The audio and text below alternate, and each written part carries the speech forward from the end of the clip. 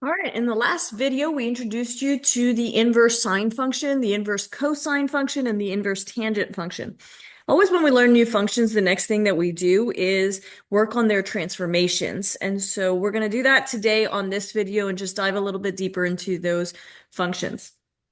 In order to do that, let's recall real quick that the inverse sine function, or arc sine, is the way it's read out loud, is this function right here. It goes from our -1, negative pi over 2, 0, 0, and then 1 pi over 2. Its domain is from -1 to 1, so it stays from within these two values right here. And then our range is from negative pi over 2 to positive pi over 2. And that is the restrictions that came from the original ones to make it one-to-one function. All right, so it says given f of x equals 2 arc sine of x, describe the transformation on the graph of the inverse sine function.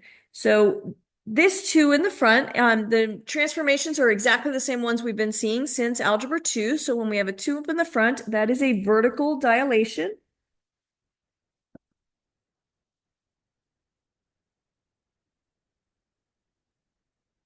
By a scale factor of 2.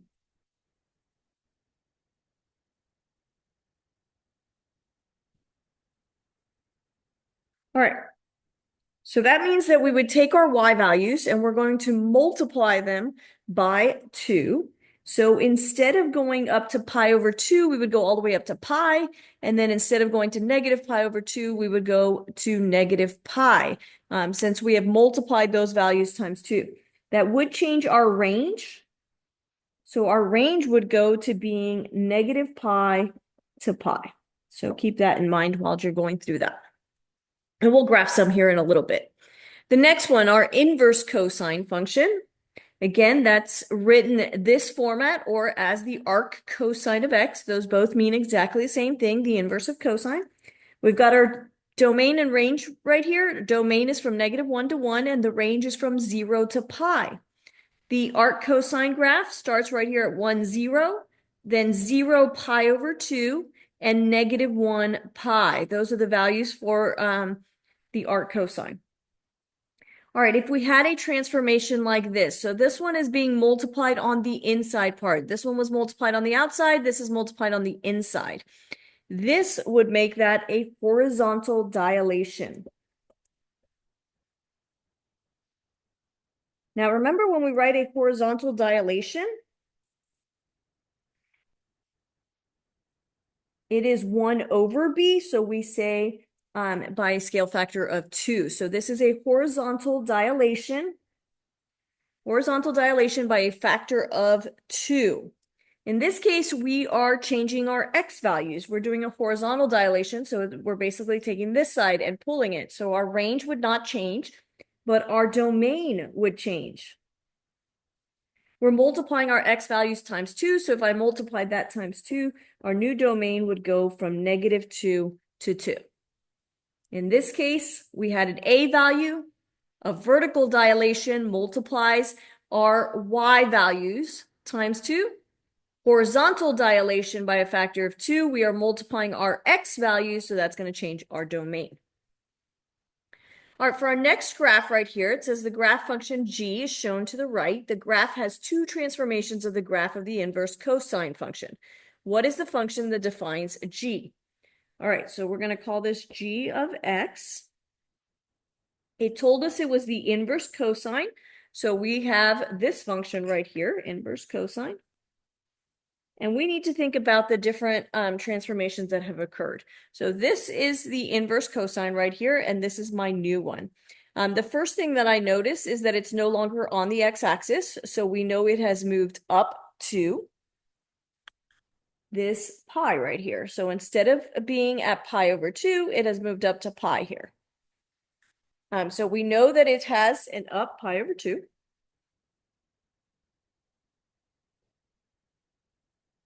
Shouldn't write up there. I should write vertical translation, like we've been talking. We want to use those correct terms when answering the question. So vertical translation of pi over 2. All right, the next thing I notice is that my cosine graph went from -1 to 1 right here. And we see this one is going from -2 to 2. So we know that it also has a horizontal dilation. It has changed the size. That's how I know it's a horizontal dilation. If it only moves, so the vertical and the horizontal translations, those do not change the size. When it changes the size, we're talking about the dilations. And so since this has changed in its width, basically, from here to here, then we know that the value has a horizontal stretch, basically. All right, so it has doubled. So it has a horizontal dilation by a factor of 2. All right, so now to write the equation, we are working backwards now from what we did up here. And so we said that a horizontal dilation was when it had a 1/2 here. So I need to have a 1/2 inside my parentheses. And we had a vertical translation of pi over 2. So I should have that plus pi over 2 there at the end. All right, the other inverse trig function that we talked about was the tangent. So we'll just recall that one very quickly here. The inverse trig function looks like this. It goes from all real numbers on the x value on our domain and -pi over 2 to pi over 2 for our range. It has horizontal asymptotes now on y equals plus or minus pi over 2 because that's where the vertical asymptotes were on the original tangent function. And so it looks like this. There's that the horizontal asymptote and the horizontal asymptote. All right, let's graph some of these. So right here, they gave us the parent basically of our sine. This is the inverse sine function. And now they want us to graph 2 inverse sine of x. We said that is a vertical dilation.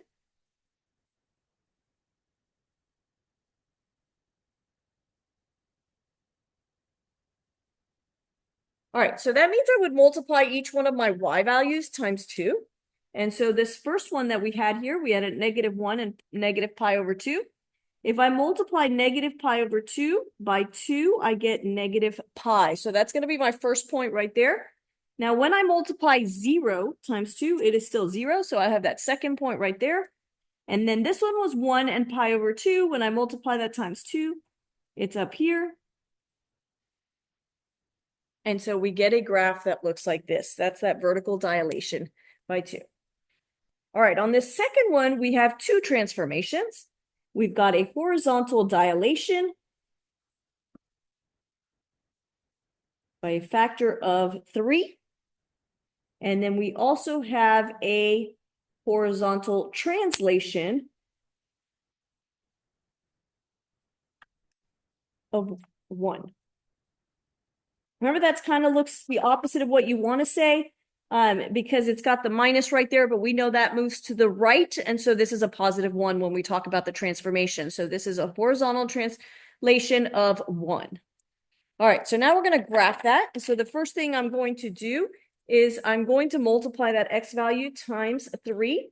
Now, when we start here with this 0, 0 times 3 is 0, so it's going to stay right there. And then we're going to move to the right one, so my first point is right there. This next one here, I've got a value of -1 on the x, and I'm going to multiply that times 3, so that becomes -3. And then I move it to the right one, and so it would be right here. This one is at 1 pi over 2. When I multiply 1 times 3, it goes to 3. I move it to the right 1, and so we are right here. I've taken each one of these points, the 3 main points right there, and I've performed the 2 transformations to them. And so we get something that looks like this. There is my new graph. All right, let's do a couple more. This time they're going to do a tangent inverse right here is our parent function, and then we're going to do these transformations here. This one has 2 transformations as well. They're both vertical. I've got a vertical dilation by a factor of 2. And I've got a vertical translation of pi.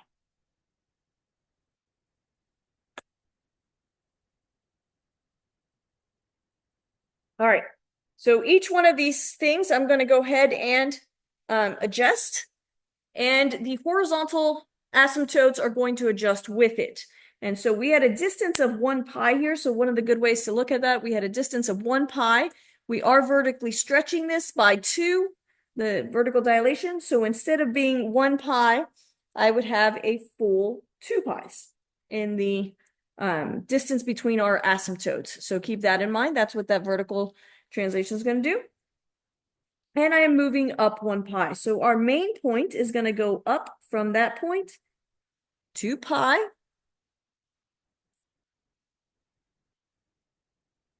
And we said it is going to be a distance of 2 pi. So we've got a distance of 1 pi right here, and then 1 pi down. So our horizontal asymptote, the bottom one is going to be right here, and the top one's going to be here.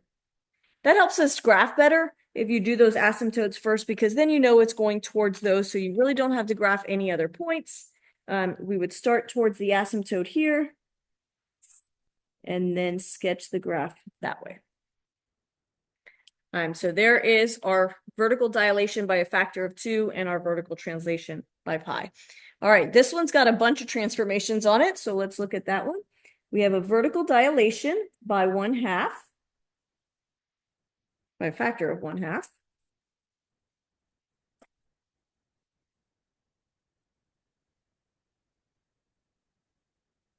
So initially we had a distance of 1 pi here. When we do that vertical dilation, that means it's only going to be 1/2 of a pi there. We have a reflection across the y. Remember, that's what that negative on the inside does. So we've got a reflect across the y-axis.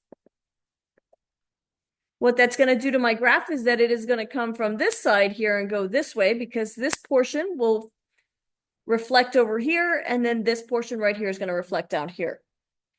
All right, and then our last transformation here, we're going to have a vertical translation of -pi. So I'm going to go down 1 pi. So that's going to be right here.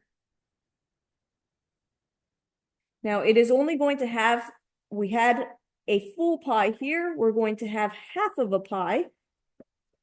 So this one's going to be from there to there. That's going to give me a 1/2 of a pi all the way. This one does have that reflection. And so I would sketch from the asymptote to the next asymptote while doing the reflection. And so there's another example of the tangent. All right, so let's recap on a couple things down here. We switch the x and the y values to find the inverse signs. So that means that we are going to switch the domain and the range as well. Since the domain is all my possible x values and the range is all my possible y's. The domain of the function becomes the range and vice versa. Sometimes for the inverse to be a function, you must restrict the domain.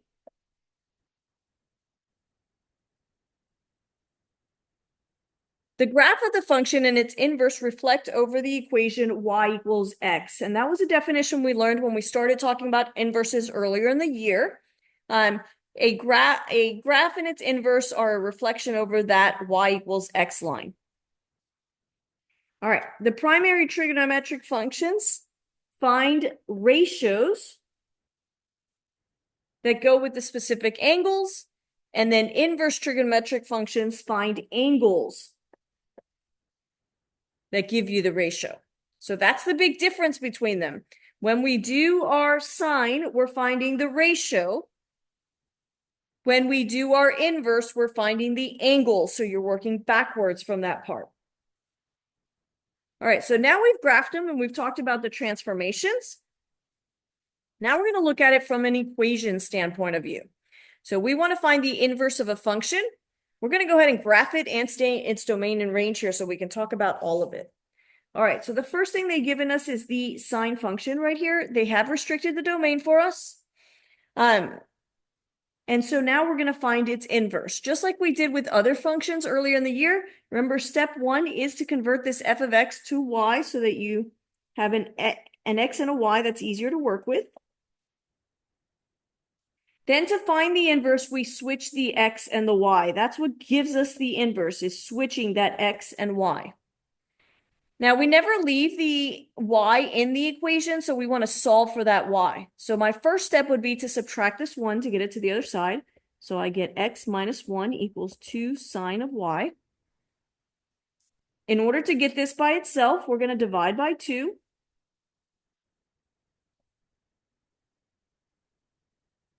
All right, and here's the key moment. When we need to separate this, you can't just take these two apart. They're all one term there. So that's where we do the inverse. And so we're going to get y is equal to the inverse of x minus 1 over 2. Of course, our last step is always to rewrite that with the proper notation. So we go back to our f of x with the negative 1 representing the inverse.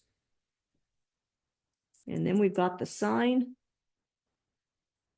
inverse of x minus 1 over 2. All right, so let's talk about, you could also rewrite this. For the graphing purposes, I'm going to rewrite this because this is not in the transformational form. And so I would want to factor that 1/2 out is what I'm going to do. And so we are going to rewrite this for the transformational form. There's my 1/2 on the outside. And so if you can possibly, you can leave it like this if they're just asking for the inverse, but since we're going to graph it, I went ahead and put it in the transformational form that looks like this. All right, so let's talk about the graphing of this. We have a horizontal dilation by 2, and then we have a right 1. All right, so our parent function for this one starts right here at 0, 0. I'm going to move it to the right 1, and so that gives me that. We are stretching it by 2, and so horizontally. So instead of going 1, we're going to 2. Same thing in this direction. And so there is our graph. And so our domain and range of this is, our domain is from -1 to 3. And our range we see here is from -π/2 to +π/2. Notice that was the domain here, became my range here. And if we would look at the range here, let's go think way back to when we were graphing these. We said that was the midline, and that was our amplitude of 2. So if we went down 2 from this 1, we would be at -1. And if we went 2 up from the 1, we would be at 3. So the range of this one would be -1 to 3. And so then we flipped them for our inverse, and we see that on the graph here as well. So it should all be coming full circle for you guys. All right, let's try another one of those because finding the inverse algebraically is going to be the hardest way. So step 1, I switch to my y value here. So I'm going to have y equals 2 tangent of x over 3. And so now we're going to go ahead and switch the x and y so we can find the inverse. And so there's my inverse. Now we want to solve for this y because we never leave the y inside the equation. So I divide by 2. And that's where I have to separate this. So that's where I need my inverse tangent. And I said it, but I didn't write it. So we get the y over the 3 is equal to the inverse tangent of x over 2. Now my y is still not by itself. It's dividing by 3, so I'm going to multiply both sides times 3. And so I get 3 tangent inverse of x over 2. Last step is always to make sure that I go ahead and rewrite that with the proper notation. And so I get 3 tangent inverse of x over 2. There we go. All right, for the tangent, they went ahead and restricted our domain right here for us. So we know that one. That would become our new range. But from the parent function, we know that the range of the tangent is all real numbers. So our domain for this one would be all real numbers. All right. Another example of finding the inverse. Again, these are the harder ones to do. This one here, before I get started, I'll go ahead and write the range because I know they're going to flip. And so for my cosine, I know this is the midline right here, 4, and my amplitude is 1 since there's no number right here. So 1 less than 4 would be 3, 1 higher than 4 would be 5. So I know my range on this one is 3 comma 5. Now I'm going to go ahead and switch my x and y and do this transformation. So y equals 4 minus cosine 2x. I switch my x and my y. Now I'm going to solve for this y. So I'm going to start by subtracting this 4 to get it to the other side. I'm going to multiply times a negative on both sides. So that's going to change both of those signs. I get negative x plus 4 is equal to cosine of 2y. Here's where the inverse comes into play because this is all one term. You cannot separate those without doing the inverse. So we get 2y equals the inverse cosine of negative x plus 4. And then my last step is to divide by 2 or multiply times 1/2. And so we get 1/2 cosine inverse of negative x plus 4. I go ahead and change to the proper notation. And so there is our function. Now, in order to graph this, I would factor out that negative there if I wanted to graph it, but we don't need to graph it on this one. For its domain and range, all I have to do is flip these. And so my new domain would be 3 to 5, and my new range would be 0 to pi over 2. All right, so that is our work with inverse trig functions. You should now be able to find the inverse. Given an equation, you should be able to graph the inverse. You should be able to determine the inverse values from the unit circle by the domain restriction. So you should know that sine only works in the first and fourth quadrant from negative pi over 2 to pi over 2 for sine and tangent. And then for the cosine, you're restricting from 0 to pi. So only on the first and second quadrant. There we go.